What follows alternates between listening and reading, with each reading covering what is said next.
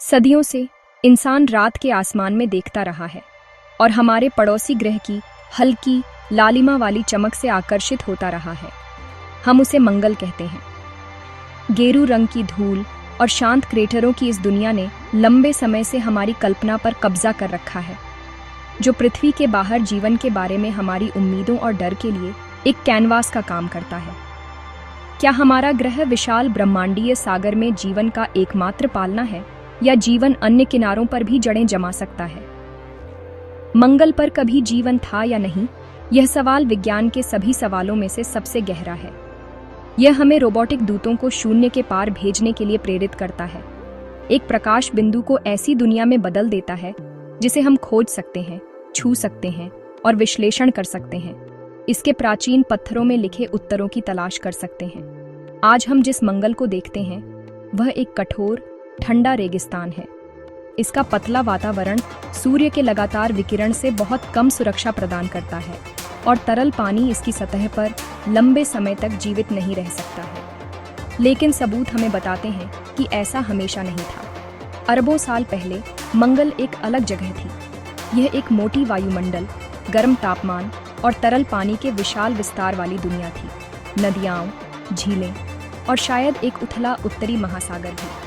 ये वही सामग्रियाँ हैं जिन्होंने पृथ्वी पर जीवन को पनपने दिया। यदि परिस्थितियाँ सही थीं, तो क्या लाल ग्रह पर भी जीवन की चिंगारी भड़की? यह संभावना मंगल की हमारी खोज को एक साधारण भूवैज्ञानिक सर्वेक्षण से हमारे अपने ब्रह्मांडीय मूल की गहरी खोज में बदल देती है। मंगल पर पिछले जीवन के सबूत खोजने की खोज एक सावधानीपूर्वक जासूसी कहानी है, जो लाखों मील में फैली हुई है। हम पृथ्वी पर जीवाश्मों की तरह बस जाकर उन्हें नहीं देख सकते।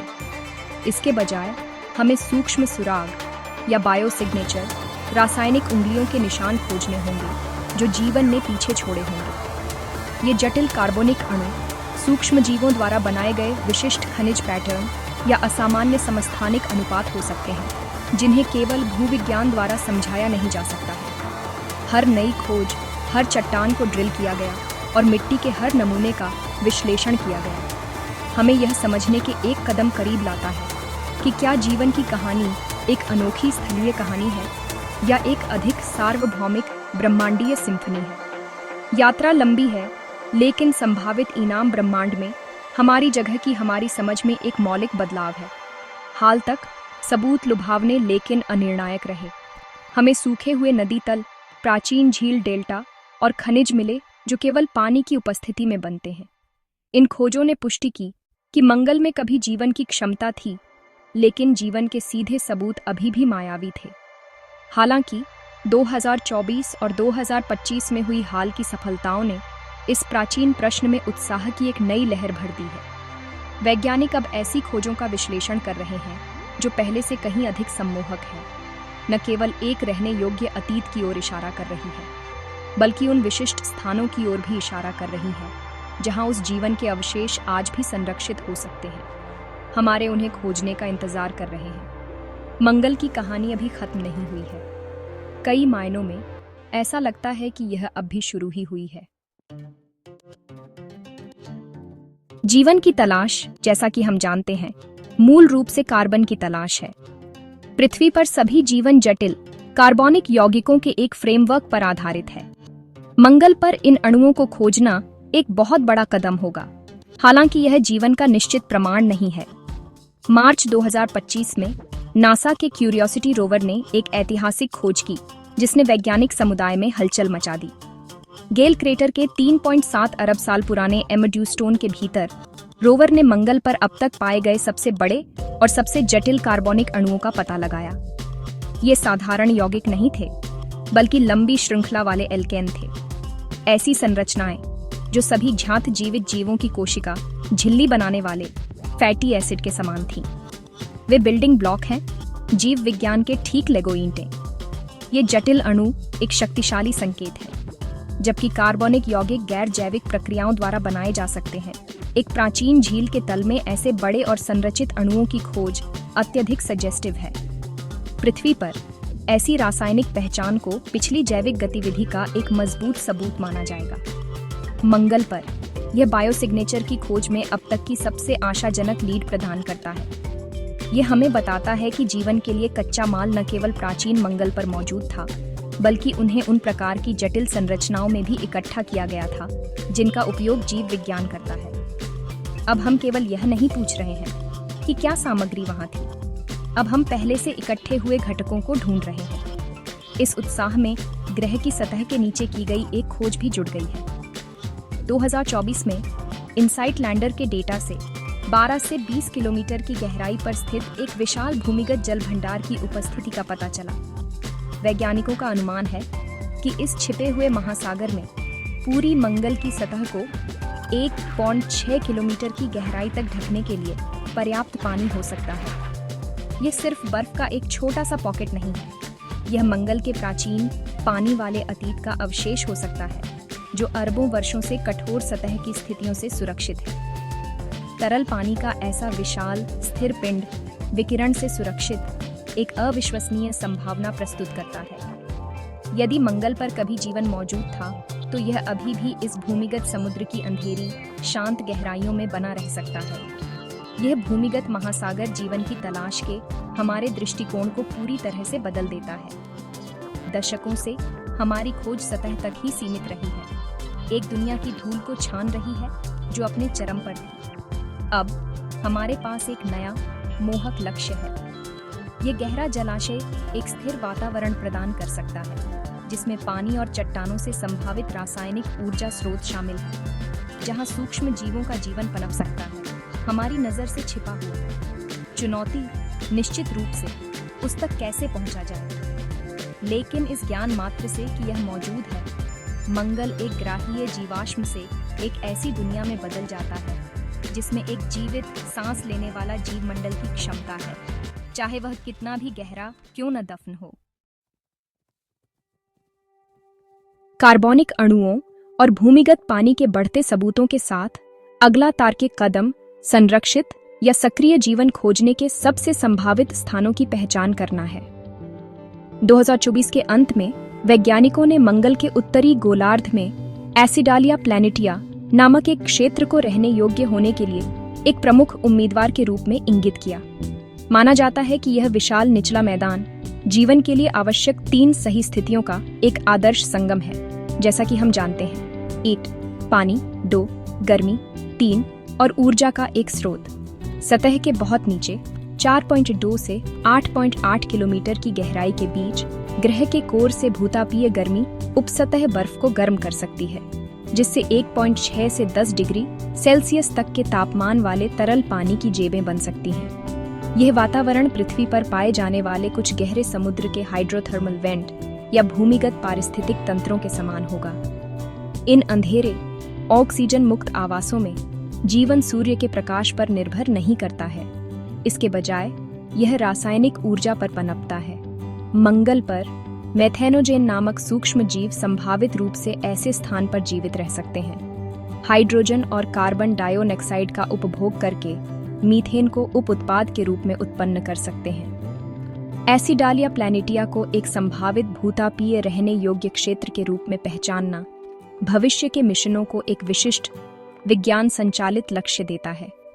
यह एक खजाने का नक्शा खोजने जैसा है, जहां एक्स सोने के लिए नहीं बल्कि मानवता के सबसे बड़े सवालों में से एक का जवाब देने का मौका देता है। मंगल की सतह भी दिलचस्प सुराग देती रहती है। अगस्त 2024 में परसिवरेंस रोवर, जो जेजेरो क्रेटर की खोज कर रहा था, को सर्पेंटाइन रैपिड्स नामक स्थान पर कुछ अजीब मिला। इसे ऐसे पत्थर मिले जिन पर छोटे हरे धब्बे थे, प्रत्येक लगभग 0.2 सेंटीमीटर आकार का था। हमारे अपने ग्रह पर ऐसी विशेषताएं अक्सर लोहे के ऑक्सीकरण से जुड़ी होती हैं, एक रासायनिक प्रक्रिया जिसे कभी-कभी सूक्ष्म जीवों द्वारा मध्यस्थ या त्वरित किया जा सकता है। ये हरे धब्बे एक बायोसिग्नेचर हो सकते हैं, प्राचीन मंगल के सूक्ष्म जीवों द्वारा छोड़े गए एक खनिज निशान जब वे अपनी चयापचय गतिविधियों में लगे हुए थे। इस खोज ने काफी बहस छेड़ दी है, क्योंकि विशुद्ध रूप से भूवैज्ञानिक व्याख्या भी संभव है। यह अस्पष्टता अलौकिक जीवन की खोज की केंद्रीय चुनौती को उजागर करती है। हमें कठोर होना चाहिए और सभी गैर जैविक व्याख्याओं को खारिज करना चाहिए। इससे पहले कि हम किसी खोज का दावा कर सकें। अन्य आशाजनक साइटों में एन थार्सिस क्षेत्र में एक विशाल 450 किलोमीटर चौड़ा ज्वालामुखी शामिल है, जहां हाल ही में इसके आधार पर एक दफन ग्लेशियर पाया गया था। 2 ज्वालामुखी की गर्मी और हिमनद बर्फ के बीच की बातचीत ने लंबे समय तक रहने योग्य वातावरण बनाया होगा। 3 इसी तरह यूरोपीय अंतरिक्ष एजेंसी के ऑर्बिटर द्वारा इमेज किए गए क्लोराइड लवण के विशाल जमाव भी बहुत रुचि के हैं।